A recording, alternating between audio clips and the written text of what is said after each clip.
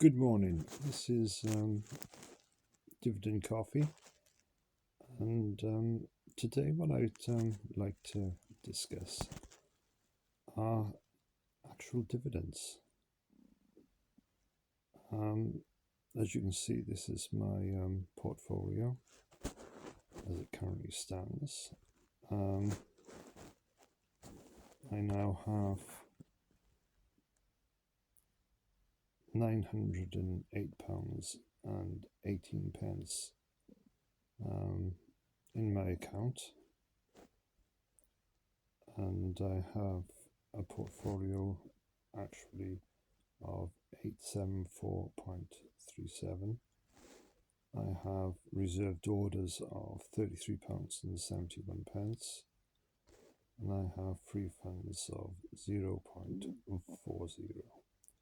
So very little free funds. And the point of the video today is to discuss how I actually approach dividend investing, and basically at the moment, because I got such a small amount of money in my portfolio, I tend to do a lot of buying and selling shares. And what I have decided to do is, when dividends become available, if the share price seems reasonable, then what I'll do, I'll buy some shares in that company just before they go ex-dividend. And to show my approach on this, I think I'm going to have to go to my spreadsheet. So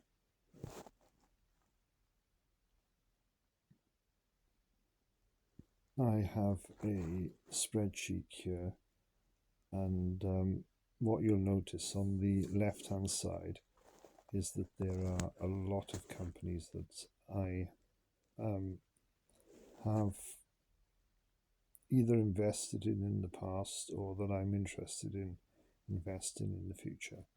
And most of these companies, not every single one, but most of these companies actually give a dividend.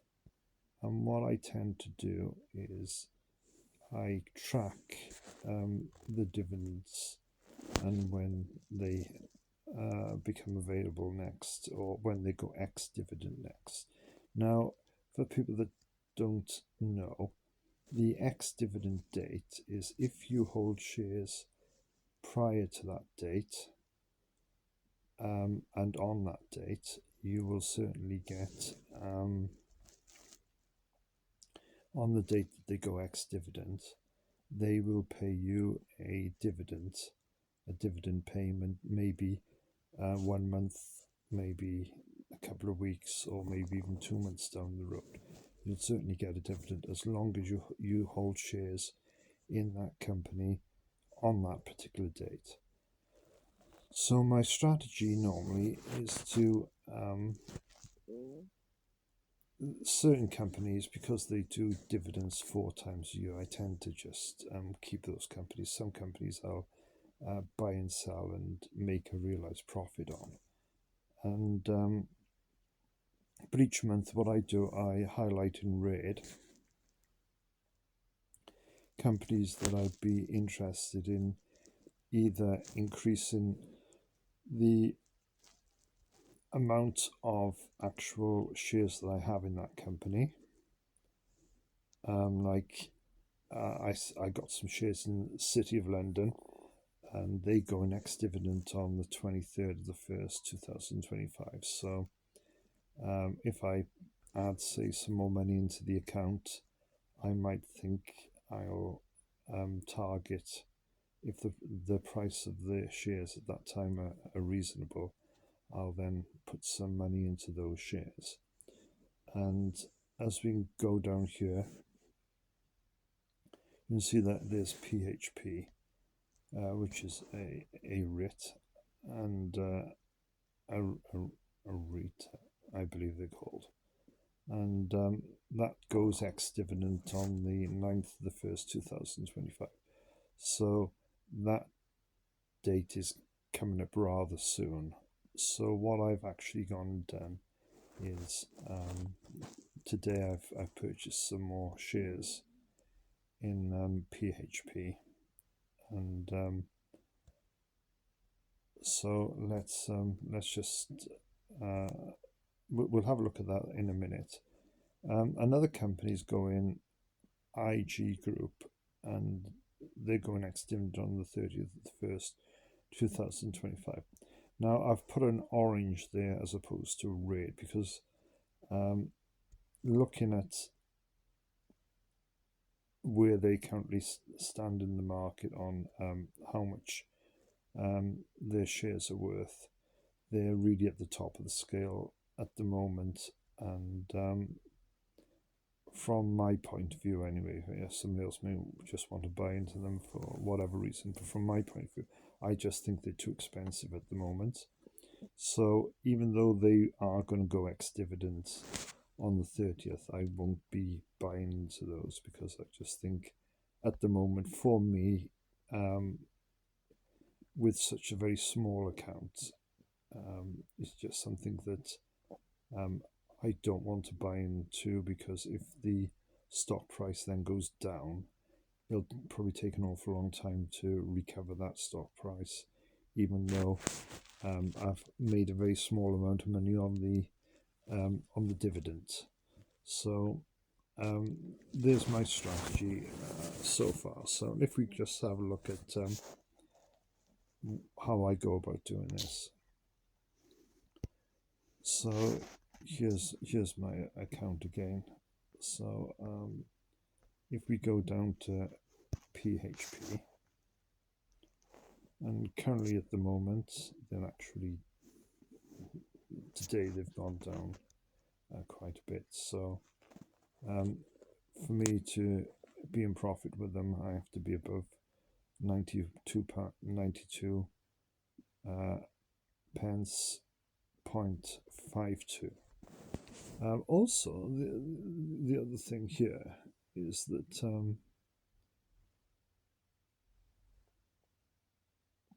I also have to consider how much stamp duty I've actually spent, and add that to this to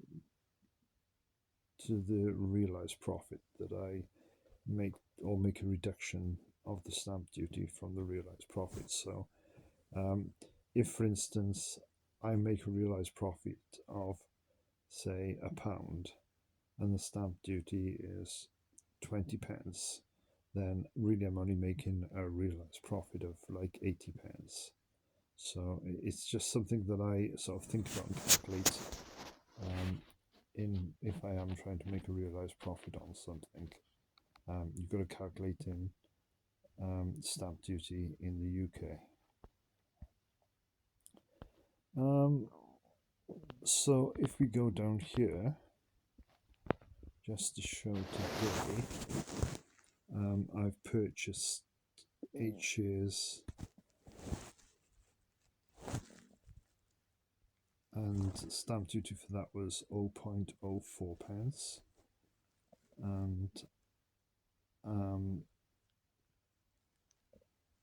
I paid 91.9p for 8 shares in Primary Health Properties. So that's increased my amount of shares I hold with Primary Health Properties up by 8. I also purchased today 11 shares at 92 pence, and the price limit was 92 pence, but the fill limit was 91.95. So yeah, that was good. So I got it slightly cheaper. And again, if you look at the stamp duty, it's 0.05. So you have to keep track of the stamp duty as well, and add that on especially when it comes to if I ever wish to sell them and the realised profit that I make on them. But Primary Health Properties are one of those companies that pay out 4 times a year. So I tend to just hold on to these and just actually add to them, and also they have pretty good dividend yield of 7.47 pence. So this is, I would think at the moment, one of my sort of longer term companies that I will invest in, and I think that over the long term, I don't think their price will move too much. Last year their price was, the worst price they had was 86.39 pence, and the highest was 105.47. So if you just think about the range there over a 52-week, they don't really move that much range-wise, and yeah, I'm reasonably happy with if you just quickly look at their financials. Their operating profit is 84.30 million, and if you go into their financials, their revenue was 169.80 million, and importantly they made a 27.30 million profit, and the profit margin was 16.08%. So if you look at their cash flow,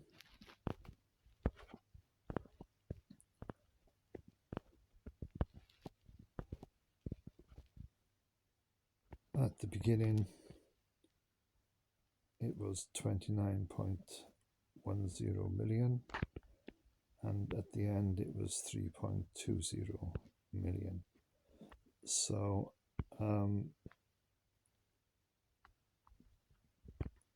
they've got a 25.90 million reduction on cash flow. So I just assume that this is down to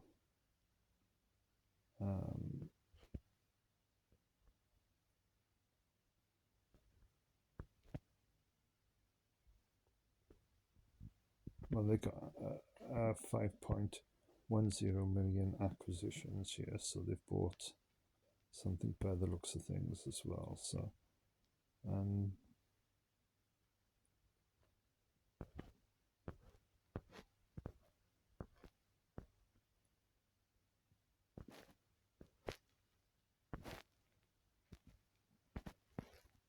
so looking at the financials, they seem reasonable to me at the moment.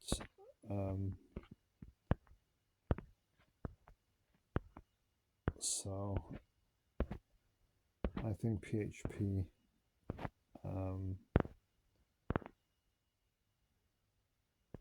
from my point of view only, I'm a novice investor, so it's only from my point of view, I think give a very good dividend yield, and I don't think their price will drop.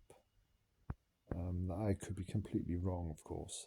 I don't think the price will drop much below the 68 pence at any point during the year, and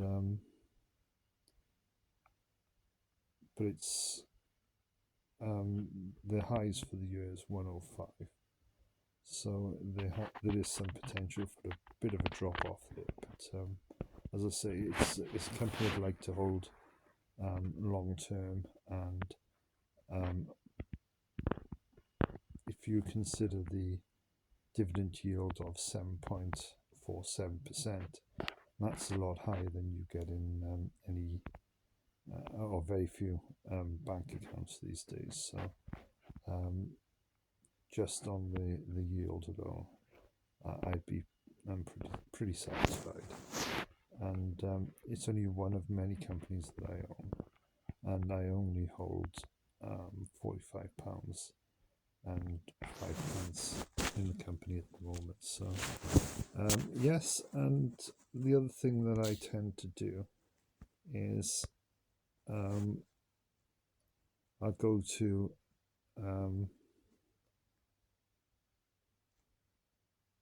Dividend Max, and I'll just put in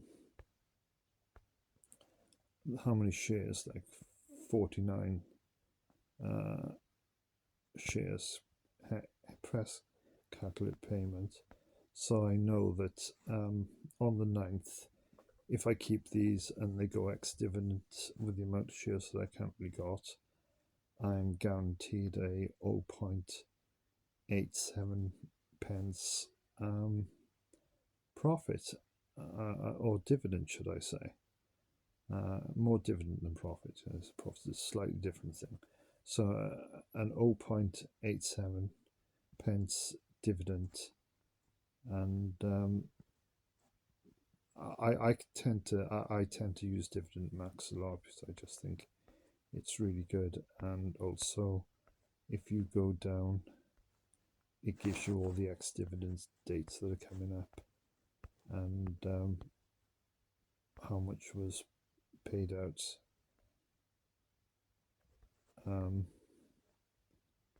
before, and where we currently are. So the next ex-dividend date after the 9th of January 2025 would be the 27th of March 2025, and they will pay out on the 21st of February 2025, which is the pay date. So those are the things that I do to keep an eye on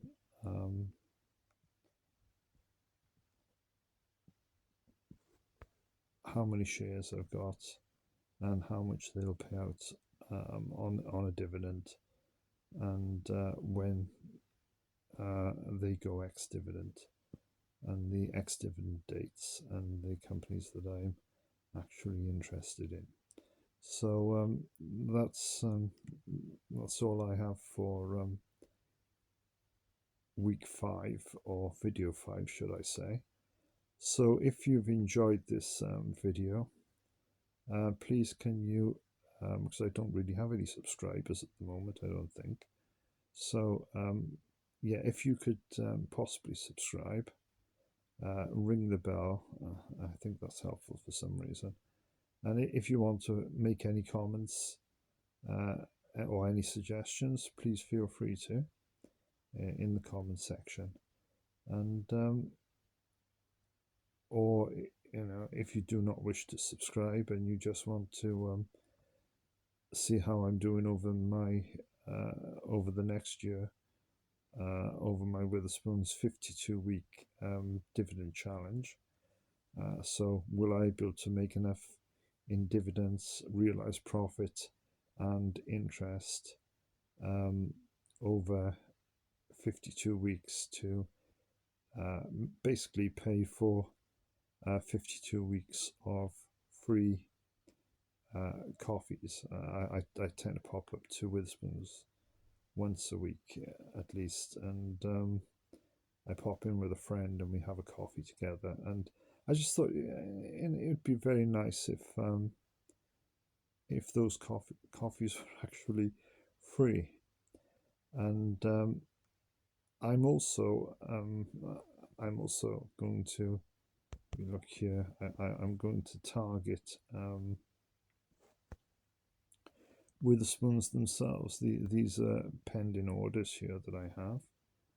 And one of my pending orders down here is JD Witherspoons. And I thought I'd buy my very first share in them if they hit the price of £5.90. At the moment they're 600 pence a share, because I just thought for a little bit of fun it would be great if one of the if the company that I buy my coffee from, which is JD Witherspoons, if it was possible to take some of their dividends. I know their dividends are very, very low actually. It's only 2% yield per year, but I think I'm just doing this more for the fun of doing it as opposed to anything else. And so if I can get dividends, if I can get Witherspoons to help pay for my coffees by providing me with some dividends, then I think I should invest a little bit into Witherspoons, and they seem to do quite well. And if you look at their financials, they're actually a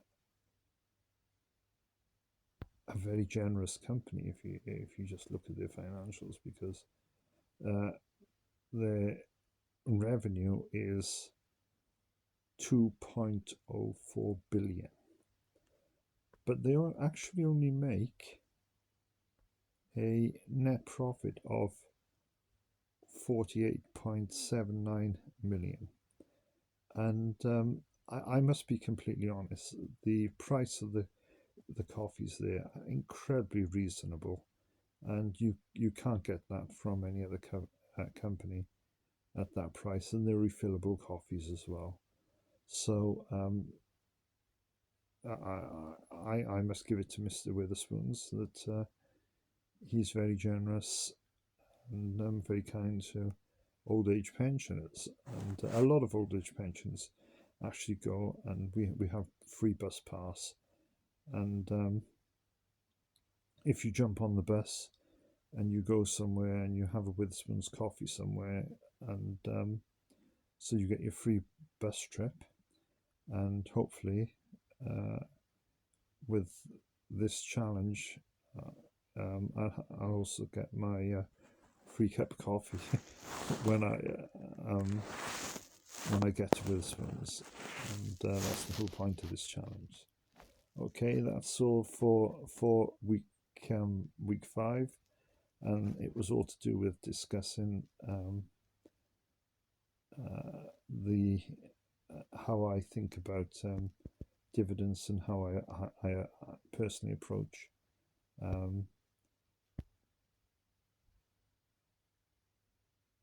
buying shares that have dividends that are going ex dividends within that month. And so there is a strategy going forward here on this as well. So this is just one strategy of many strategies that I'm trying to slowly incorporate into my shares and my portfolio. So we'll just have to see how this works out in the future. So that's all that I have for today. This is Dividend Coffee signing off. So thank you all very much for listening in, and please feel free to subscribe. That would be incredibly helpful. Maybe I would eventually get something from actually from YouTube, and that would be really, really helpful. And then I could anything that I made from YouTube, I could then add, and maybe eventually maybe I could afford to purchase maybe a dinner to go with my coffee, maybe in 2026. Maybe we could have that as a challenge as well. Let's see how we go for now. So this is Dividend Coffee, saying thank you very much for listening in, and bye for now. So bye for now.